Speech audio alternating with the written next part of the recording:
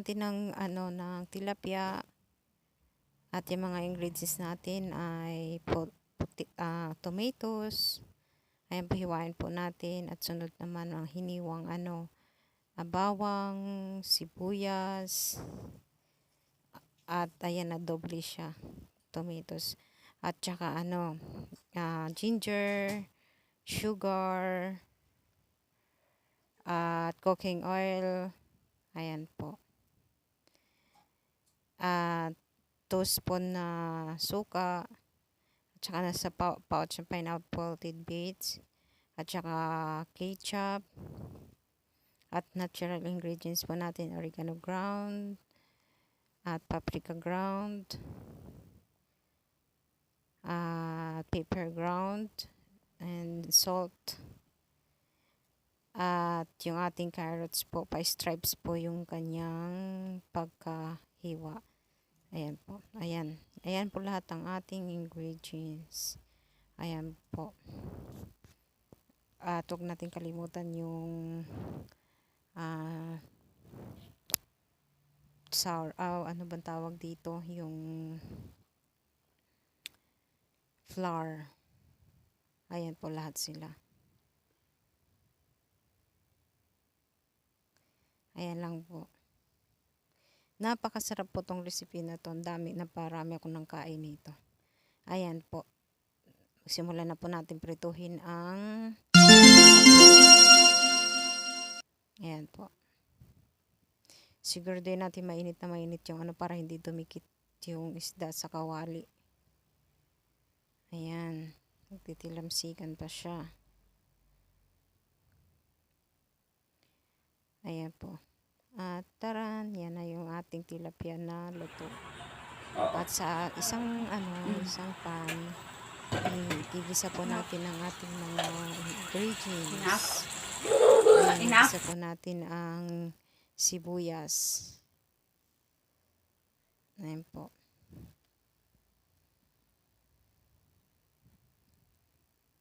At sunod natin yung bawang. Yan na po. At luya. Ayan po. At ayan po yung ibang ingredients natin. Tubig. Tsaka yung flour. At ayan.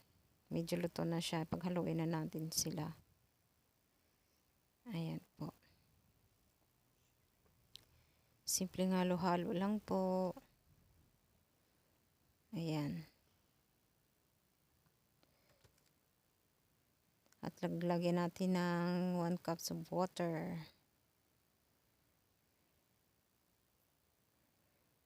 Ayan. Medyo kulang pa yung At ilagay po natin ang ketchup.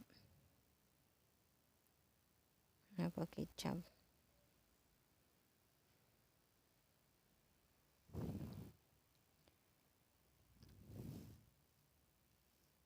At lagay natin ang ating sugar. Mamaya po, ipopost ko po mamaya yung measurement ng mga yan. Sa niya, yung mga ingredients.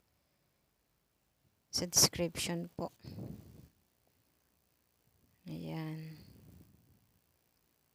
At sunod natin ang kamatis. Ito, hindi ko magaano niluto yung kamatis kasi gusto ko lang siya. Yung half cook lang. Kung gusto nyo po, pwede nyo lutuin siya ng maayos. At isunod natin ang carrots. Ayan po, halo-haloin lang po. Ang sarap po nito, napasarap ang kain ko po sa lutong ito. At ito yung cornstarch pala, hindi flour, mali ako kanina. Cornstarch po. Ayan, anuin po natin siya. Tunawin lang po. Para ang niya, para lumapot ng kaunti yung ating sauce. Ayan po, ihalo na po natin siya. Cornstarch pala, hindi flour. Mali. Wala yung lola nyo. Bangag. Wala sa sarili. Ayan. Haluin po natin siya. Pwede nyo pong dagdagan siya ng, kung gusto nyo maraming sauce, lagyan ng water, additional water. Ayan. At asin, ilagyan natin ng asin.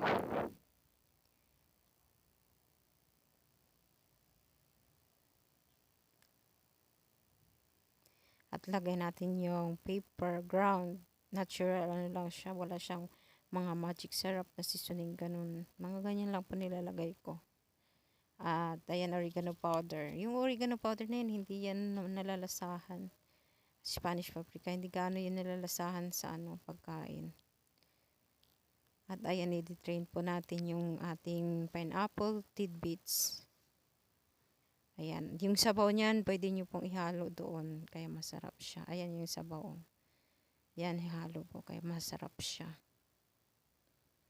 Matamis na maasim-asim, matamis, pero mas nangingipabaw yung tamis niya.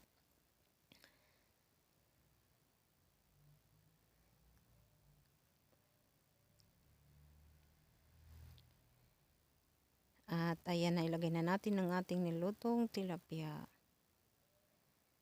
Ayan, sarap pa siya.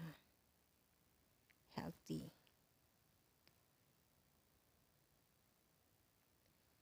Ganyan lang po siya guys, magluto. Simple, masarap.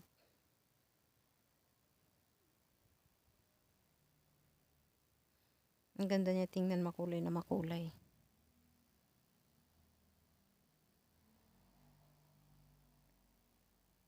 Ayan, pakuluin lang natin siya ng konti at haluin natin yung niya. Yung sauce, ipaibabaw natin sa tilapia. Ayan.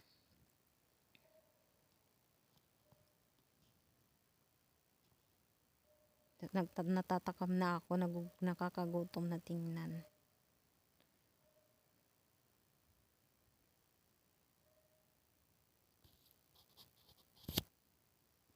Ayan. Kailangan na ng kanin.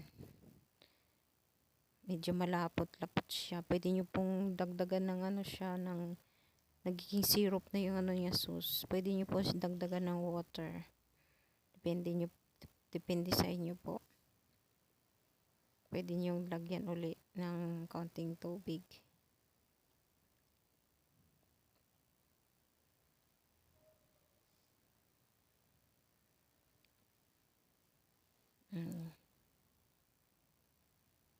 Medyo pinatatakam ko kayo sa na to recipe. At ayan na po siya, ready to serve na po. Ayan, ilagay ko na rin yung ating pineapple tidbits po, na sa ibabaw na siya. Ayan.